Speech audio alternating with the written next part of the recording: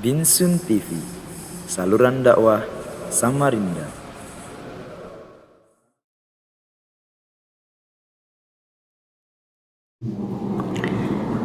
يا أيها الذين آمنوا اتقوا الله حق تقاته ولا تموتن إلا وأنتم مسلمون. يا أيها الناس اتقوا ربكم الذي خلقكم من نفس واحدة وخلق منها زوجها وبث منهما رجالا كثيرا ونساء واتقوا الله الذي تساءلون به والأرحام إن الله كان عليكم رقيبا. يا أيها الذين آمنوا اتقوا الله وقولوا قولا سديدا يصلح لكم أعمالكم ويغفر لكم ذنوبكم ومن يطع الله ورسوله فقد فاز فوزا عظيما. أما بعد فإن أحسن الكلام كلام الله وخير الهدى هدى محمد صلى الله عليه وسلم وشر الأمور محدثاتها فإن كل محدثة بدعة. Hadirin hadirat yang semoga dirahmati Allah tabaraka wa ta'ala. Malam hari ini adalah malam ke 15 Sya'ban,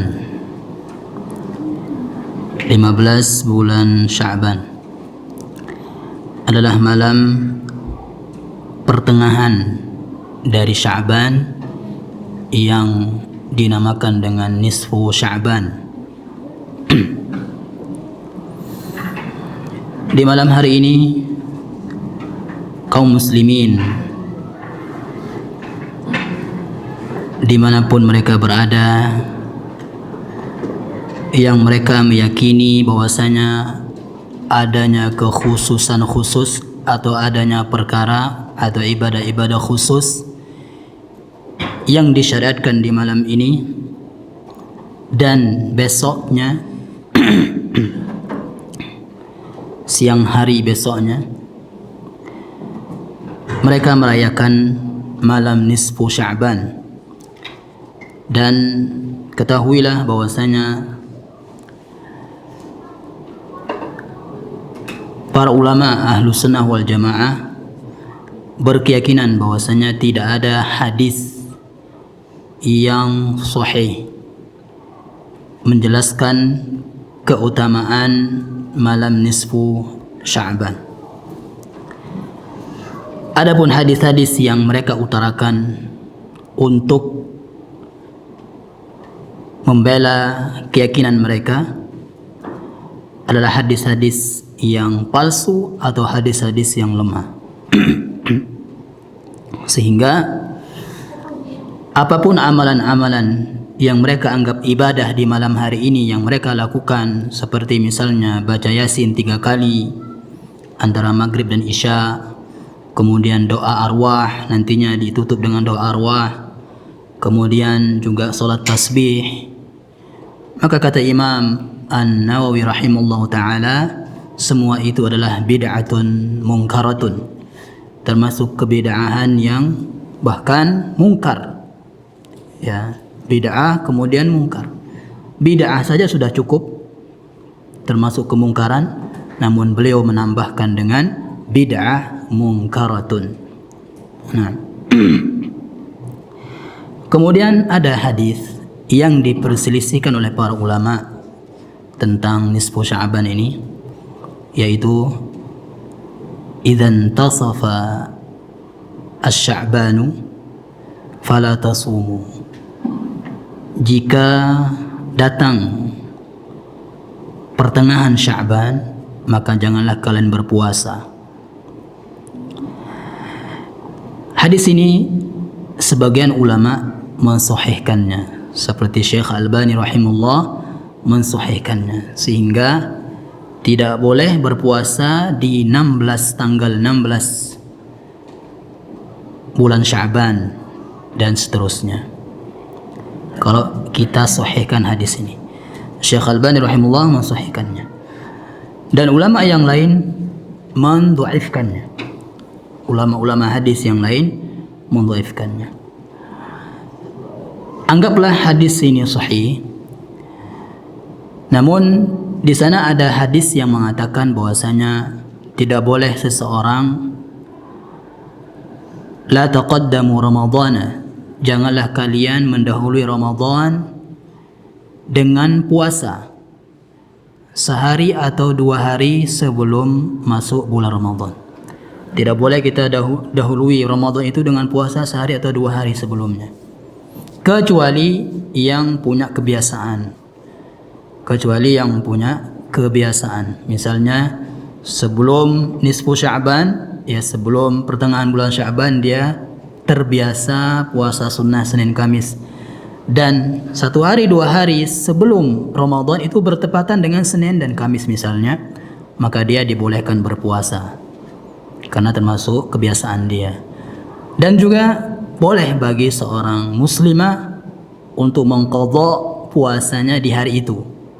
Ini termasuk pengecualian dari larangan hadis ini. Sehingga kalau kita mensahihkan hadis ini, maka siapa saja yang punya kebiasaan sebelum pertengahan bulan Sya'ban berpuasa, dibolehkan untuk dia berpuasa, entah itu puasa Daud atau puasa Senin Kamis atau puasa Bid, ya 3 hari sebulan 3 hari, boleh bagi dia kalau kita sahihkan hadis ini. Dan makna dari hadis yang kita sahihkan ini, kita anggap sahih ini adalah tidak boleh memulai puasa yang tadinya dia nggak pernah berpuasa sebelumnya, dia mulai puasa tanggal 16 Sya'ban. Nah itu yang nggak boleh, yang dimaksud dengan larangan hadis tadi. Namun ala kulli hal, hadis ini diperselisihkan oleh para ulama, dan kebanyakan para ulama mendhaifkannya, sehingga boleh bagi kita untuk mulai puasa dari situ, tidak mengapa. Ada sebuah perkataan seseorang yang dianggap ulama seperti At-Tijani. Dia mengatakan, siapa saja yang mengucapkan laqad ja'akum rasulun min anfusikum 500 kali, dia mengatakan la yus'al fi qabrihi, maka dia tidak akan ditanya di dalam kuburnya oleh Munkar Nakir. Ini tentu ya perkataan yang mungkar, tidak masuk akal, ya tidak masuk di akal.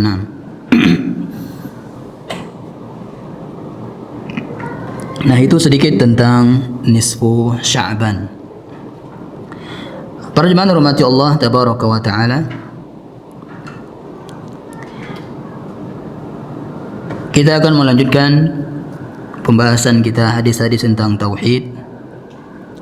Hadis yang ke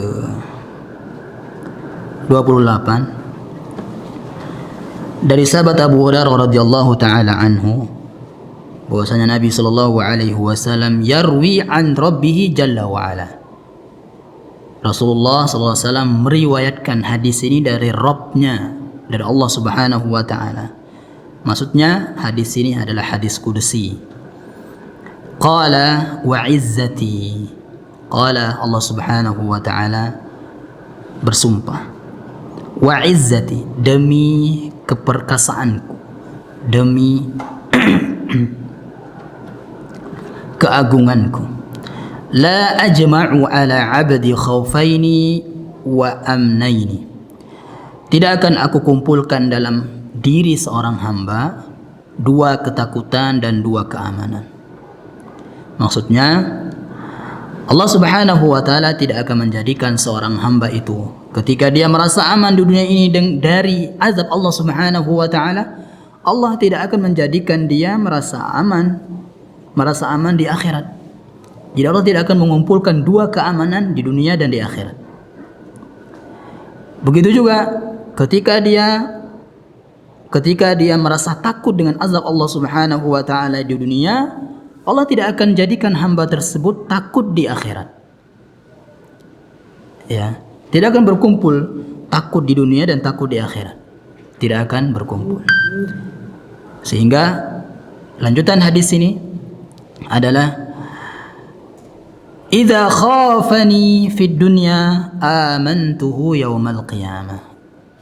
Siapa saja amantuhu yaumal qiyamah, siapa saja yang takut kepadaku di dunia, kepada Allah Subhanahu wa taala di dunia, maka aku akan berikan keamanan, rasa aman di hari kiamat. Ya, rasa aman di hari kiamat. Dan di hari kiamat jemaah, ya, itu ketakutan sangat luar biasa sekali. Ya. Saking takutnya dengan diri kita, apa yang akan menimpa kita nantinya, khawatir dia. Kita lupa, yauma yafirrul mar'u min akhi wa ummihi wa abi wa sahibatihi wa bani likulli imri'in minhum yauma idzin sya'nu yughni. Ya, ketika seseorang itu lari dari saudaranya, lari dari ibu bapaknya, lari seorang ibu bapak lari dari anaknya, maka setiap orang mikir dirinya sendiri. Ya, kita enggak lagi memperhatikan keluarga kita di hari itu, di padang mahsyar, di hari kiamat, ya, di akhirat. Bahkan diterangkan oleh Nabi Shallallahu Alaihi Wasallam bahwasanya di hari padang mahsyar itu semuanya telanjang, tidak berbaju, ya, semuanya telanjang, laki perempuan. Ada seorang bertanya, bagaimana dengan aurat-aurat mereka? Apakah mereka akan saling pandang dan seterusnya? Tidak. Ya, mereka tidak terbesit sedikit pun memikir hal itu, karena yang mereka pikirkan adalah ketakutan apa yang akan ditimpakan nantinya di hadapan Allah Subhanahu wa taala. Apa yang mereka dapatkan nantinya ketika dihisab dan seterusnya. Nah, dari rasa takut di akhirat itu jemaah akan ada. Terlebih juga matahari di atas kepala itu 1 mil, ya. Sehingga di sini Allah Subhanahu wa taala berfirman, jika hambaku takut di dunia, maka aku akan memberikan rasa aman di akhirat, di hari kiamat. Wa idza aminani fid dunya akhaftuhu yaumal qiyamah. Dan jika dia merasa aman dariku di dunia, maka aku akan berikan dia rasa takut di akhirat, di hari kiamat. Ya. Maksudnya rasa aman apa di sini? Rasa aman dari azab Allah Subhanahu wa taala. Allah Subhanahu wa taala berfirman, "Wala ya'manu makrallah." Tidak ada orang yang aman, merasa aman dari makar Allah kecuali orang-orang kafir. Ya. Jadi kita tidak boleh merasa aman, selamat dari makar, tipu daya Allah Subhanahu wa taala, dari azab Allah Subhanahu wa taala di dunia ini. Ya. Kalau kita merasa aman dari azab Allah Subhanahu wa taala ini, inilah yang membuat kita banyak bermaksiat, jemaah. Merasa aman dari azab Allah Subhanahu wa taala. Karena kalau kita ingin jauh dari maksiat Allah Subhanahu wa taala, maka betikkan dalam hati kita rasa takut akan azab Allah Subhanahu wa taala. Bisa jadi, tidak menutup kemungkinan Allah Subhanahu wa taala akan mengazab kita ketika kita melakukan maksiat, iyadzan billah. Nah, betapa banyak cerita bahwasanya seseorang yang sedang berzina langsung diazab oleh Allah Subhanahu wa taala saat berzina tersebut, iyadzan billah. Nah, para jemaah dirahmati Allah tabaraka wa taala. Di sini Imam Ar-Rabi' bin Al-Khaytham dia mengatakan, alamatu khaufillahi ta'ala yatabayyanu fi 7 asya'. Tanda bahwa seorang hamba itu takut kepada Allah Subhanahu wa taala tampak dalam 7 perkara ini. Jadi kita enggak akan bisa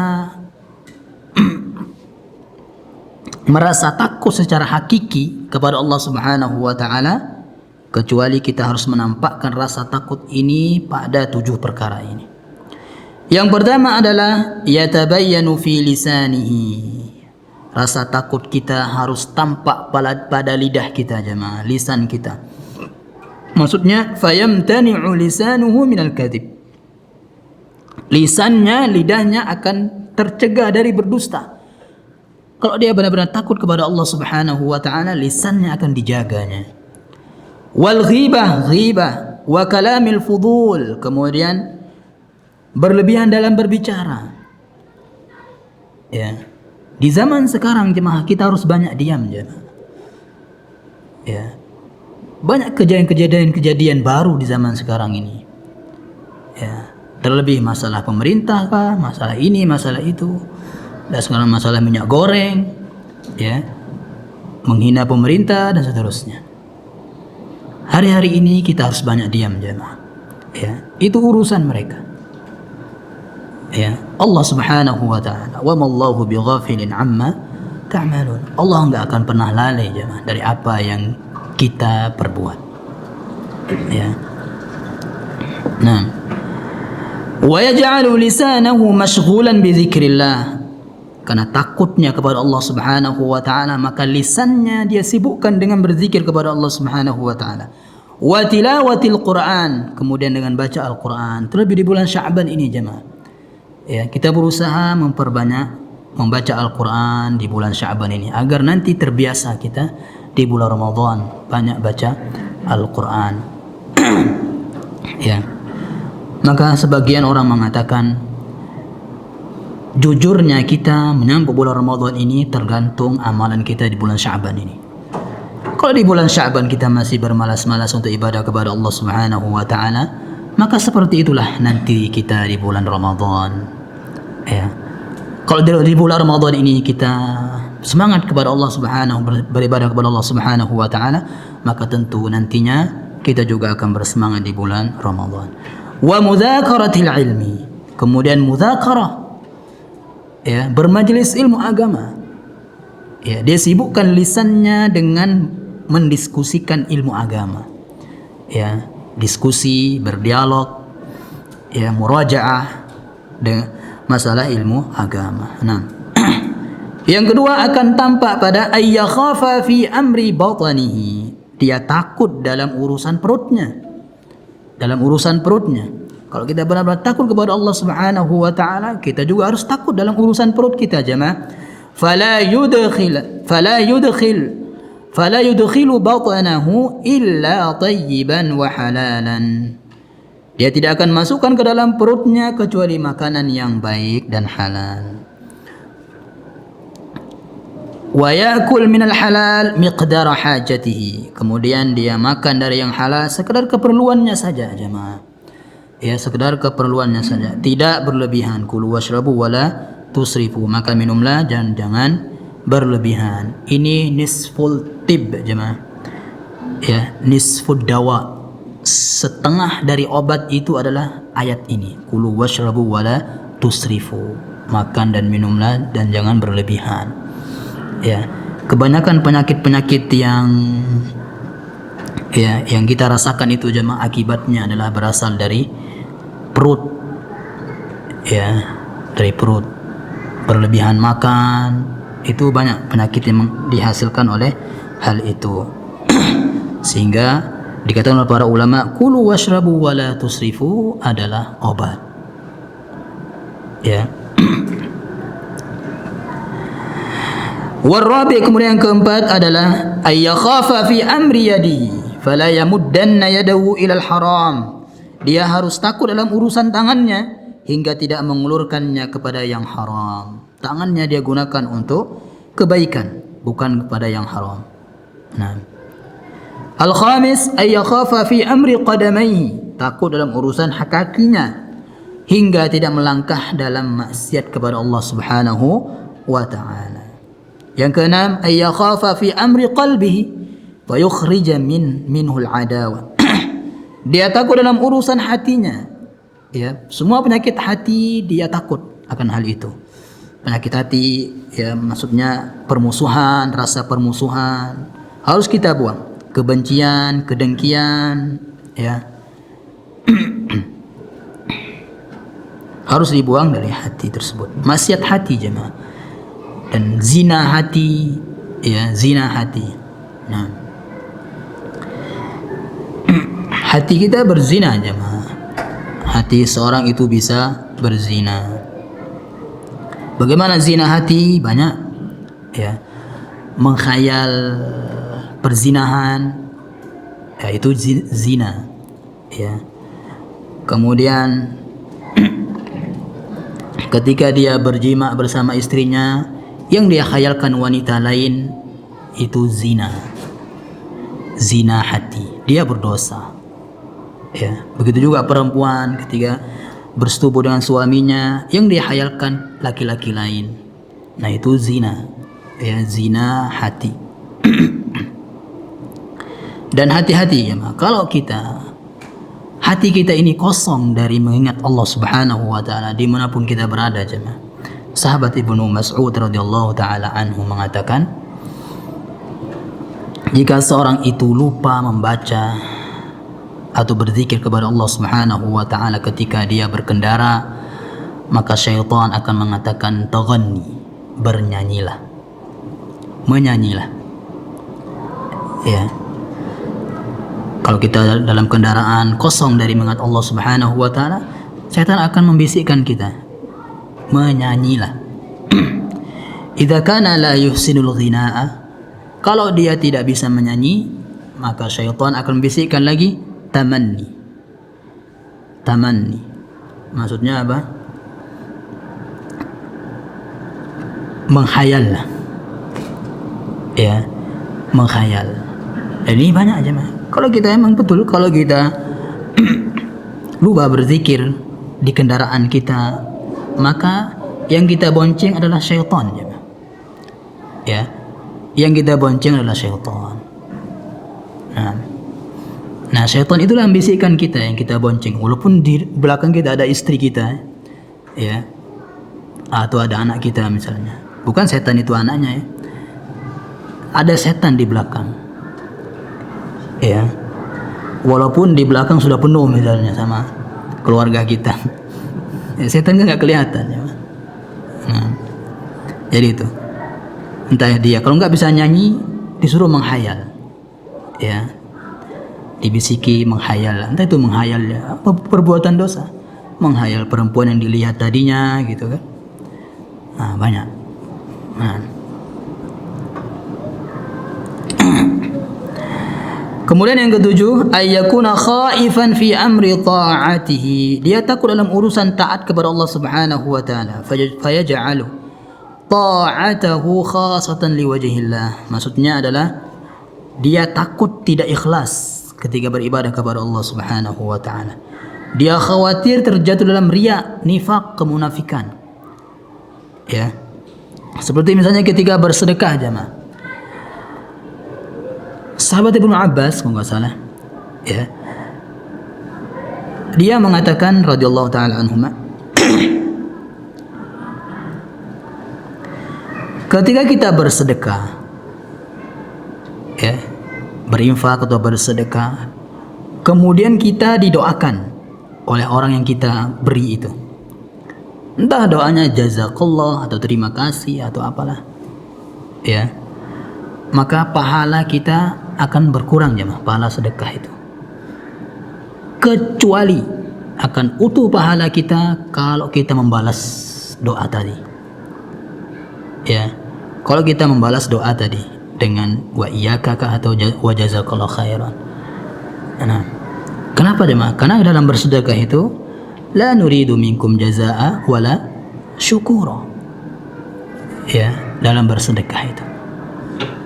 Nah, walaupun kita nggak minta, ya, namun sekarang realitanya sekarang di zaman sekarang ini, ketika bersedekah ke anak yatim, nanti tolong ya, suruh anak yatim itu mendoakan orang tua saya, mendoakan ini, enggak ada, pasti berkurang pahala sedekahnya itu, ya. Itu kalau minta, kalau nggak minta juga demikian, jemaah, ya.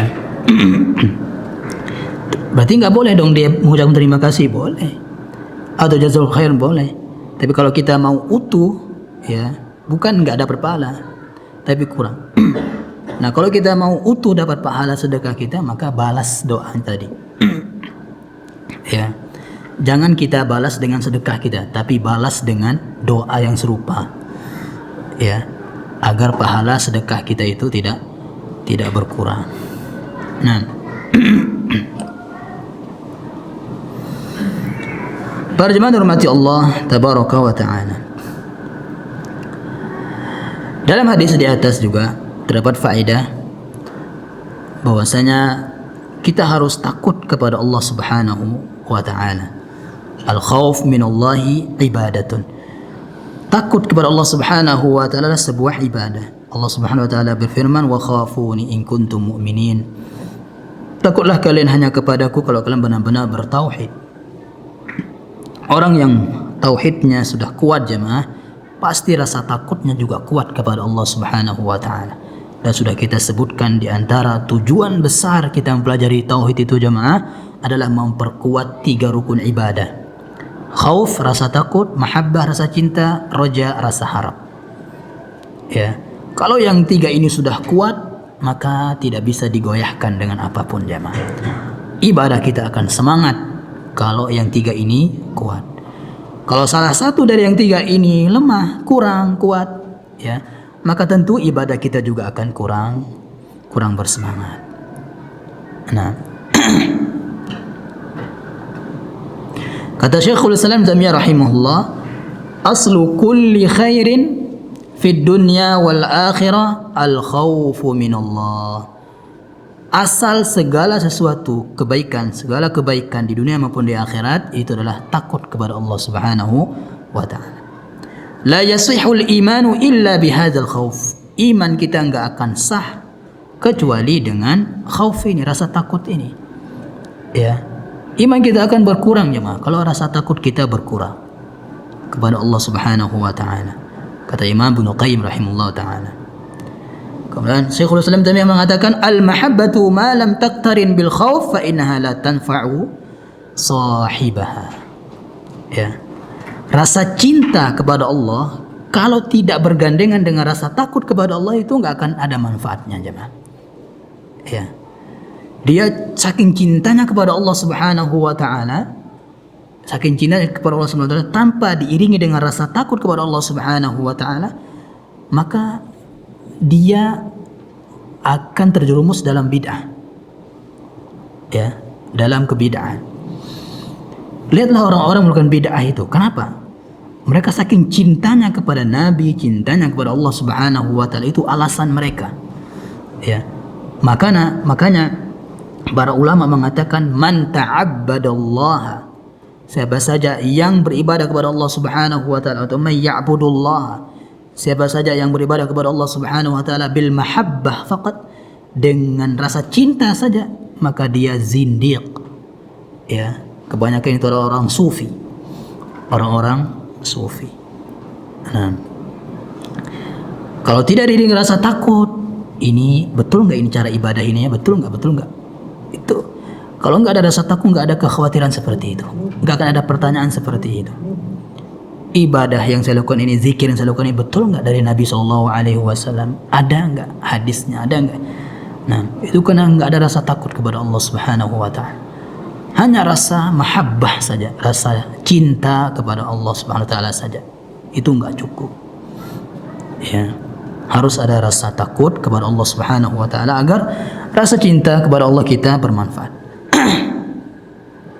Nah,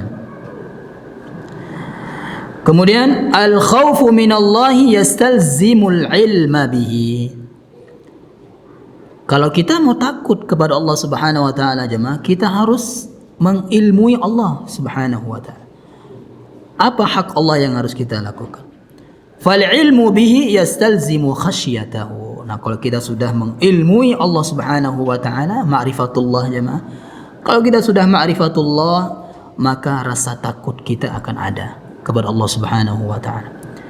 Bukan masuk ma'rifatullah yang sufi, ya. Kan kalau sufi sudah ma'rifat itu enggak ada rasa takut lagi dia. Makanya dia enggak ada salat, enggak ada puasa. Ya. Makanya orang gila pun jadi wali. Ya. Katanya sudah ma'rifat. Hatinya sudah di rasa cintanya itu sudah berlebihan kepada Allah Subhanahu wa taala. Jadi katanya. Ya. Nah. Wa khasyatuhu tastalzimu ta'atahu. Baru ketika kita sudah takut kepada Allah Subhanahu wa taala karena tadi kita mau ilmu Allah, ya, maka akan melazimkan kita taat kepada Allah Subhanahu wa taala. Nah, fal khaifu minallahi mutamassilun mumtathilun li awamirihi wa mujtanibun li nawahihi. Qalahu Ibnu Taimiyah rahimahullah taala. Al khaif, orang yang takut kepada Allah Subhanahu wa taala, maka pasti dia akan bertakwa. Ya, dia akan mengerjakan perintah Allah, menjauhi larangan Allah Subhanahu wa taala. Ini perkataan Imam Ibnu Taimiyah rahimahullah taala. Imam Ibnu Taimiyah jemaah dibenci oleh semua kalangan. Nasrani benci Imam Ibnu Taimiyah jemaah. Ya. Coba kalau ini cari di Google atau di mana? Di YouTube, tulis pakai bahasa Arab tapi ini ya, bantahan Ibnu Taimiyah, Radd Ibnu Taimiyah, ya, itu akan kelihatan nanti bantahan Ibnu Taimiyah kepada Sufi, kepada Zindik, kepada Nasrani, kepada ini dan itu, semua dibantah oleh Syekhul Islam Taimiyah rahimahullah taala. Makanya dia dibenci oleh semua kalangan, ya. Bahkan orang-orang Sufi juga, ulamanya mereka itu mengkafirkan Syekhul Islam Taimiyah rahimahullah taala. Ya. Nah.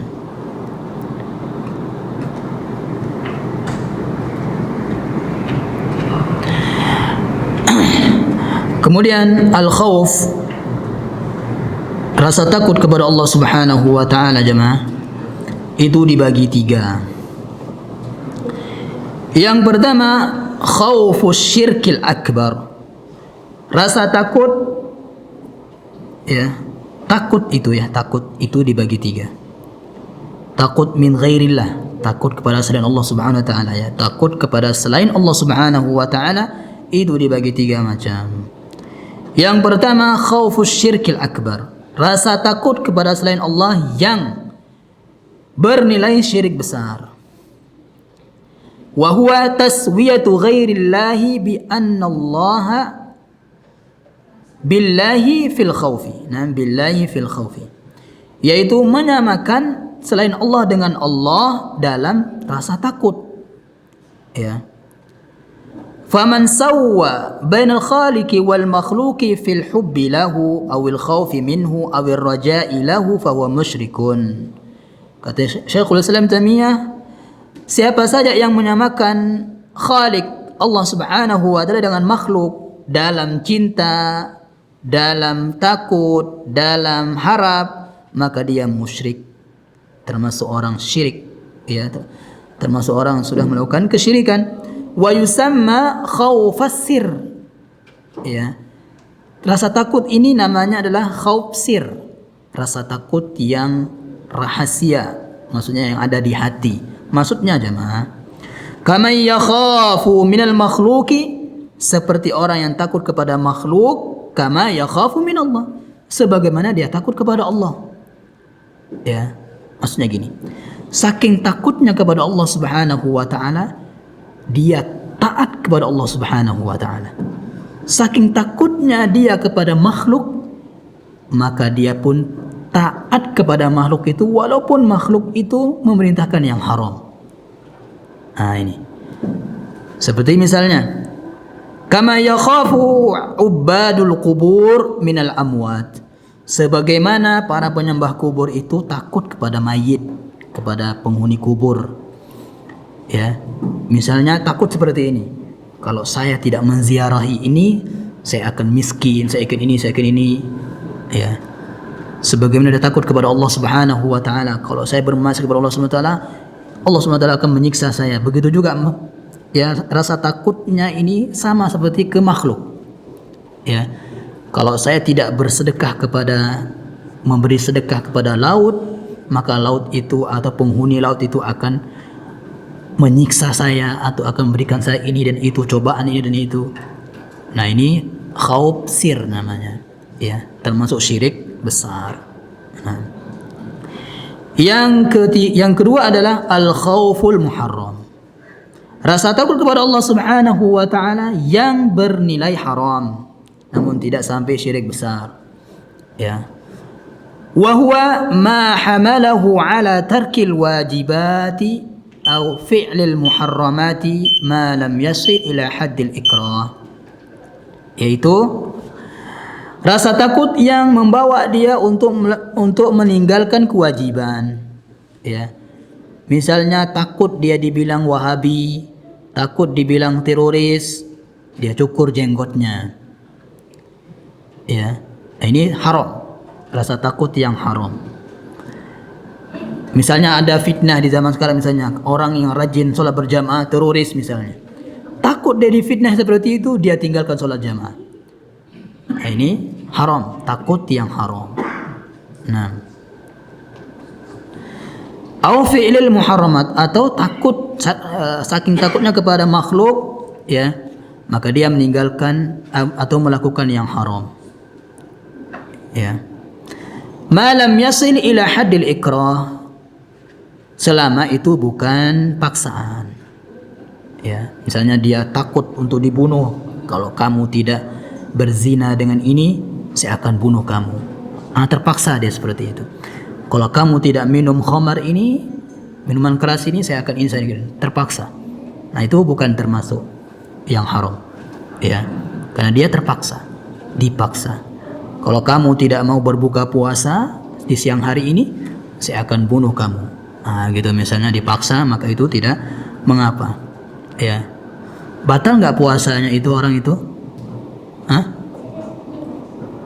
Nggak batal, walaupun dikasih 2 piring, kan itu nikmat dia itu dah, ya, dikasih piring. Tapi jangan ngajak orang, ayo ancam saya, ayo, ya, biar dapat makan. Nah, enggak, ya. Yang dan juga termasuk di sini adalah rasa saking takutnya. Kalau ini takut kepada Allah, ya.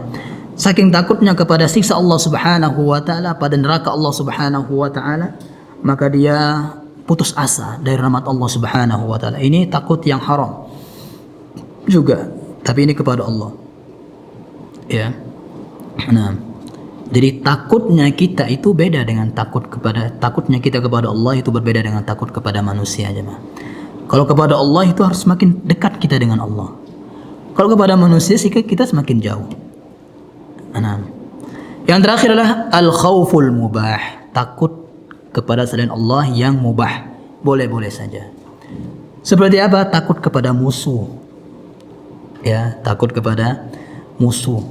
Seperti Nabi Musa alaihissalam pergi dari Mesir, ya, karena takut Fir'aun, takut dikejarkan ketika dia tonjok orang terus mati langsung itu. Takut dia dikejar. Ini khauf yang mubah, takut yang mubah. Yang kedua adalah takut kepada binatang buas, ya, takut binatang buas ini bukan termasuk syirik.